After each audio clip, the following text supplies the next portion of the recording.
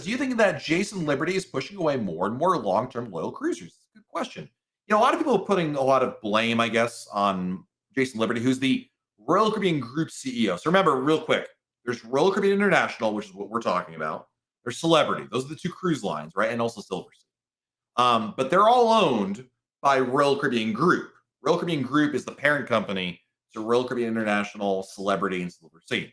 And Jason Liberty took over as CEO right in 2021, I believe, 22. I forget exactly when he became the new CEO. And a lot of people are putting a lot of um, what's the word? Blame, I guess, in the fact that cruise prices are going up. There have been cutbacks, like the housekeeping going to once a day, right? And so they see a lot of these changes, and they're like, well, all this stuff started happening right around the time Jason Liberty took over as CEO. When Richard Fain wasn't there, was there rather, this stuff didn't happen. Thus they equated to him. I'm not gonna, I mean, he's still the CEO. I would point out some policies, are more cruise line specific than, like, Jason Liberty doesn't, it's not, he doesn't issue edicts like the Pharaoh of Egypt, like, it's not quite like that. That's why you have managers and middle managers and people below you to do all those kinds of things for the day-to-day stuff. But there's no doubt in my mind that budgets and some of the financial strategy that the company has definitely comes from there. There's a couple things to keep in mind. Number one, Richard Fain did not have to deal with repaying back billions of dollars of loans, which Royal Caribbean, by the way, still owns, like, I forget exactly what the number is, but it's a lot, billions with a B, dollars in loans. And when you owe that much money with such high interest rates, something's got to give, unless you're the federal government, then you just keep taking loans out. But but for a private company, they're going to keep, or they're a public company, but you know what I mean. They got to pay those loans back, and so they've made changes. And the good news is the business is doing really well now, and so they're generating revenue. They've been able to cut costs in a number of areas, and they're able to obviously repay some of those loans. They paid back, like, I forget that it's like $1.3 billion in the last quarter. They paid back $1 billion in loans and still made money in the quarter, which is amazing. And so he should get credit for that. But at the same time, some of these policy changes, have more far-reaching effects. And certainly, if you cruise a lot, you'll obviously pay more attention to these because you remember, oh, it used to be like this, now it's like that. So this is a really long answer. My answer to your question is, do I think they're pushing away more loyal cruisers? I think change is an inevitability in the industry. I think it's too early to tell what the effects will be because nobody likes change. Human beings do not like change in general. And I don't like some of the changes that Royal Caribbean has done with some of these cutbacks and obviously the rising prices, because I would prefer to pay less, just like everybody out there. But I think it's a little too early to know exactly how this all shakes out and what kind of effect it will really have. Because at this point, I've said this before in other videos, I don't feel the core experience has been compromised.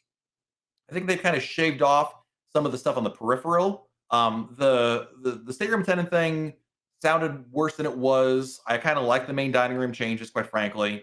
And we spent a lot of time on this answer. I'm trying to get to as many questions as I can. So that's why I don't want to, like, it's an important question. I just wanted to give you my early thoughts on it, but I think it's a little too early to know how it's all going to shake out. Do you have any updates on when the Empire Supper Club reservations will be dropped for Icon? I do not. There's really no way to know. The new Supper Club is a new type of restaurant for Royal Caribbean, going to debut on Icon of the Seas. It is, I guess, the best description I can give you, and we know very little about it, by the way, but it sounds similar to Chef's Table in a way. It's a more intimate dining experience in that sense. But no, I don't have any details on how much it'll cost, when it'll become available. Will it be part of the dining package? I doubt it, but you never know. Things like that. Do I foresee any changes on itinerary to Labadee with the unrest that's going on in Haiti? No. We get this question quite a bit, Clint, about every so often. The U.S. State Department issues warnings about Haiti. And this is when I tell you a couple things. Number one, no, they've rarely, if ever, changed itineraries in the past due to civil unrest, primarily because Labadee is in a remote area of Haiti. It's not in the cities, which is where this is usually happening. And number two, it is so remote and it is literally walled off. If you actually try to find the gate, There's a little giant barbed wire fence. No one's getting in there. So no, I don't anticipate any changes, quite frankly. Hey Matt, I know you've recommended the Beach Club in Coco Key, but on my cruise over $300 is still worth it. We'll have a 7-year-old with us. I don't think so. Not for $300. No, I love the Beach Club. The Coco Beach Club is really fantastic. I've been a big fan of what they've done there. But I will tell you that, especially with a 7-year-old, I think your time is better spent somewhere else, at one of the other beaches. I mean, the Beach Club is about exclusivity. You're paying for an upgraded lunch and the exclusivity of that area, that it's a little more capacity controlled in a way. But I'm guessing you've never been there before. But I would say, especially with the 7-year-old, I think you're better off doing something else. I think just it's not going to hold their attention that much. Not that the 7-year-old isn't welcome there. I've brought my kids there around that age, and it's never been a problem. But the issue is more so that I think there are so many other compelling things to do as a family. Coco Key, you don't need the beach club. What do you think the future uses of the Sky Pad Rusher will be? I think it's just gonna be complimentary activities, Michael. I think it's gonna be like on Mariner. I saw this already. They use it for like different activities, like aerobics, dance classes, beanbag toss. They're not. I don't believe, Michael, they're going to convert it to another specialized activity like the Skypad was the whole VR bungee jumping. I don't think they're gonna do that. I think they're just gonna use it literally as another spot to do activities on board. Any suggestions how to not embarrass myself on the flow rider? Vinny wants to know. I wish Nicole, one of our writers and social media managers here at RoyalCaribbeanBlog.com, was here to answer the question. She actually went on Liberty, never done it before, and on a weekend cruise learned to do the flow rider. A couple things. Number one, Vinny, you're a dude. You want to have about as tight as swimsuits as you can. Basically, you want to double tie, triple tie that bathing suit so that when you fall, it's not gonna fall off your body. That's like number one. Number two, if you really wanted to practice, you could go to flow rider somewhere near you, or actually skateboarding. Believe it or not, mastering the flow rider is more akin to skateboarding than it is to actually surfing in the ocean. If you can believe that. So if you really wanted to try to get a leg up on the competition, or at least get some prep in, if you could practice skateboarding at home, that might help you out a little bit. It's all about balance and whatnot. But obviously, the wardrobe malfunction, I think, are the biggest issue. So yeah, avoid any kind of bathing suit that is not going to be extremely tight on you. Not like skin tight, but like, they're not coming off when you fall. How much do you recommend for great cabin steward tips? So number one, I point out that the automatic gratuity that Royal Caribbean charges is sufficient on its own.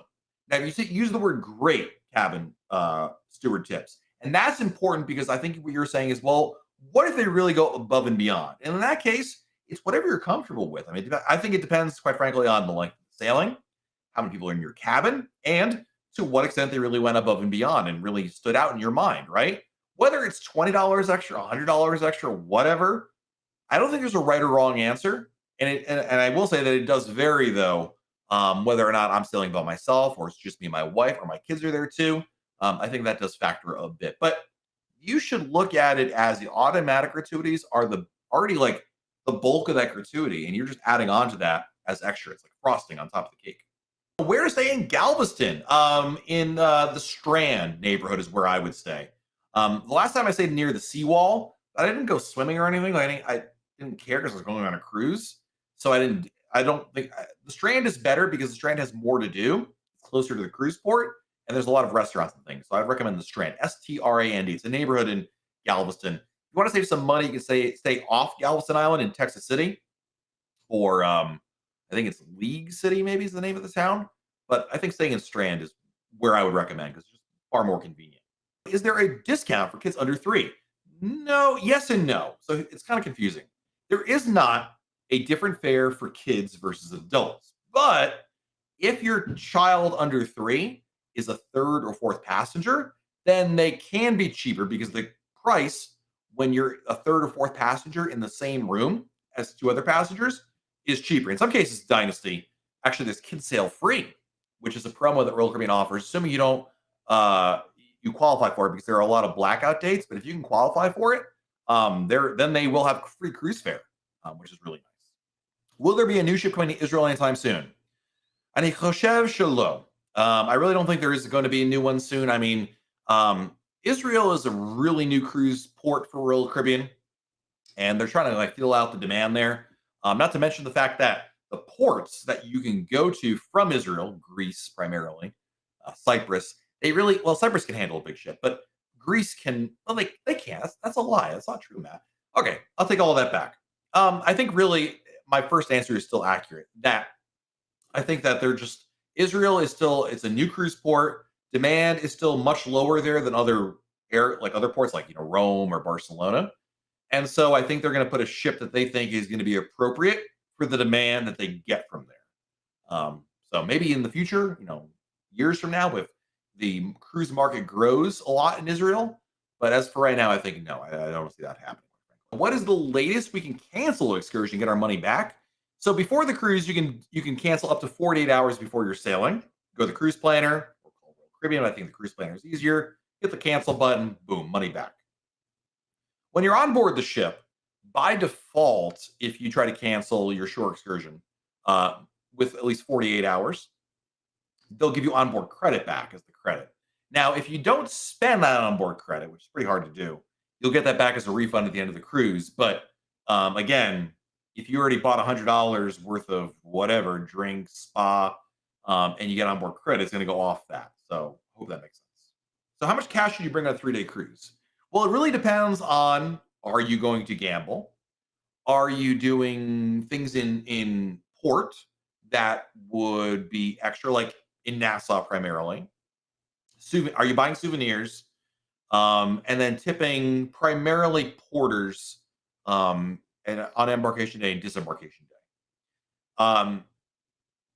I generally would say this, Andy, as a good frame of reference. I would say I think $300 would be a really good starting point. Now, that's assuming you prepaid your gratuities already. It doesn't really matter because it's charge your CPAS account, I guess. So I guess it's irrelevant, but that's assuming you're not making any large purchases. Like, if you get off the ship in Nassau on a 3-night cruise and you go to lunch and you go to the casino at the Baja Mar and you buy some jewelry, $300 ain't going to cover it, right? And I think really on board the ship, the biggest issue is the casino because you need cash for the casino. And that's where a lot of money gets drawn out from. So if you're not doing the casino or a lot in the casino, and you don't have major plans or you haven't prepaid your major plans in Nassau, 300 is probably a good number. I don't know that you'll actually use all that. It's really things off the ship and the casino where that draws the most cash. And that kind of boils down to your personal preferences and habits. We'll be back again next Monday right here on YouTube. Till then, have a great week. Do something fun. Maybe book another cruise, and we'll talk again very soon right here on YouTube. Bye, everybody.